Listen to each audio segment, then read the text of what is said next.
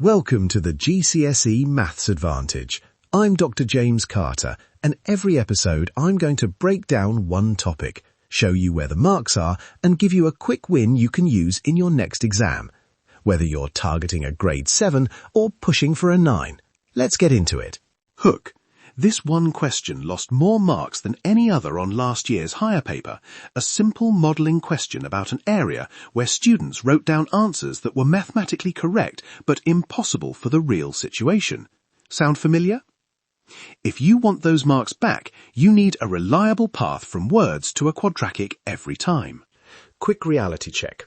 Examiners love to hide a quadratic inside a sentence. If you misread the context, you can lose full marks even with the right algebra. Today, we fix that. Section 1.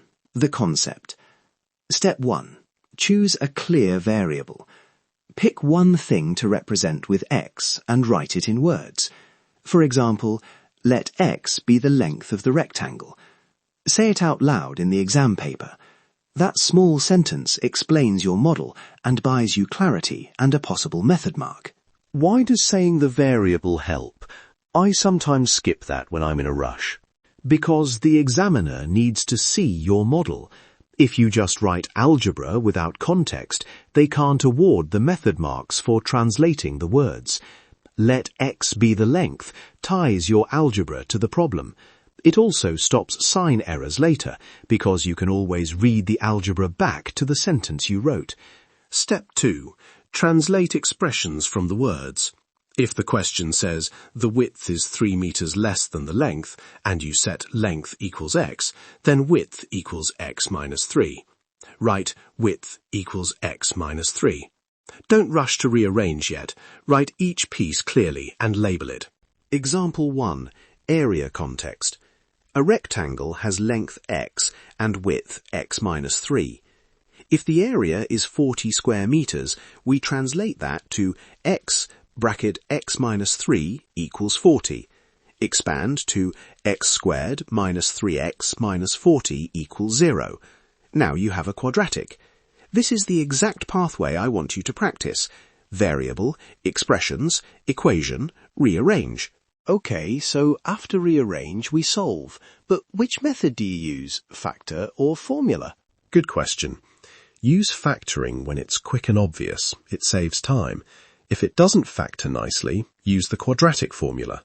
But always consider the context before you accept both routes. For x squared minus 3x minus 40 equals 0, it factors as x minus 8 times x plus 5 equals 0. So x equals 8 or x equals negative 5. Right away, one route is impossible, negative length. So x equals 8 meters is the only feasible model answer. That's the key modelling point. Not every algebraic solution fits the scenario. State the restriction, x greater than 0, or length must be positive. Write it down and cross out impossible routes. Examiners like to see that thought process. Example 2. Motion/rate context. A cyclist travels 2 kilometers per hour faster than a jogger and completes a route in 30 minutes less. Let jogger speed equals x, cyclist equals x plus 2. If distance is d, time difference converts to a quadratic after writing d divided by x minus d divided by x plus 2 equals 0.5 hours. Multiply through to remove denominators, rearrange, and solve. The algebra looks messier, but the pathway is identical. Pick variable, express everything in x, clear denominators, rearrange to ax squared plus bx plus c equals 0, solve, check feasibility. That denominator step always throws me off. Any quick tip? Yes. Multiply every term by the common denominator at months and then simplify.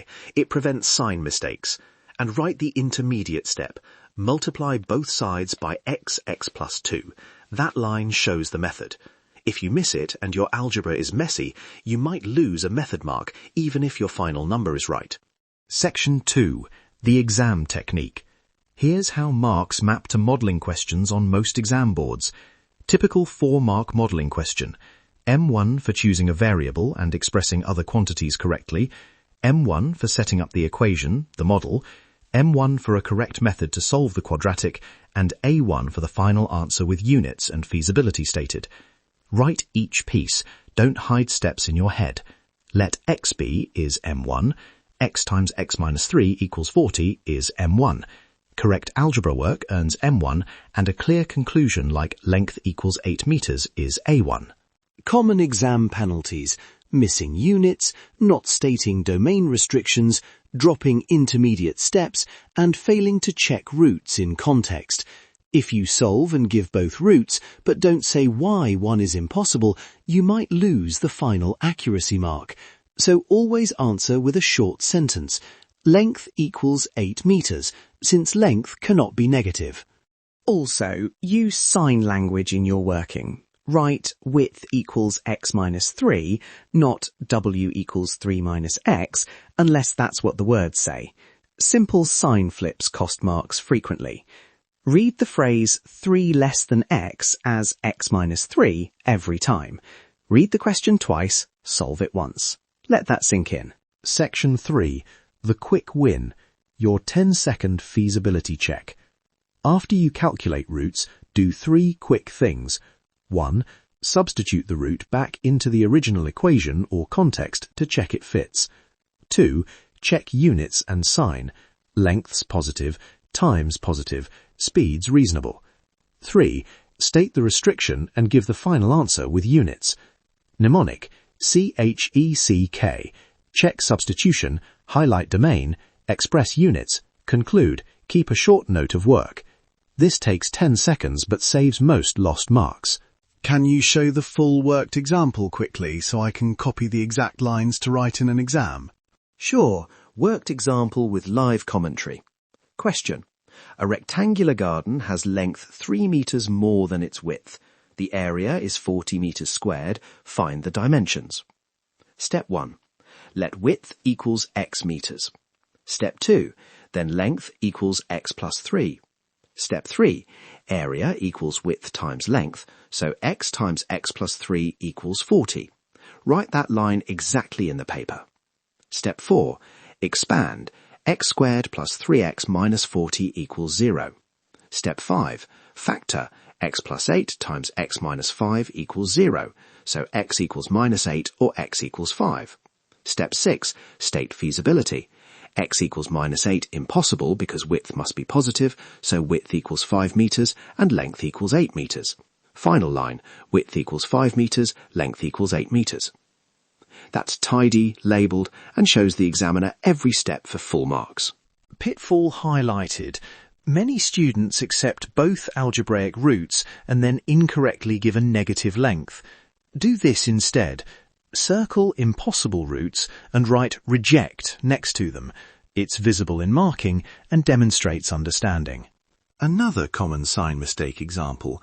The question 3 less than the length versus 3 more than the width. Write the phrase in plain English on the paper and then translate. That prevents swapping signs. If you're unsure, rewrite the sentence as a simple arithmetic phrase before converting. That's your quick win for today. If this helped, share it with a friend who's revising. You'll find more worked solutions and revision resources at jcacademyonline.co.uk. Download today's worksheet from the show notes for matched practice questions and fully worked answers. One sentence recap. Pick a clear variable, translate carefully, solve the quadratic, and always check feasibility. Stay curious.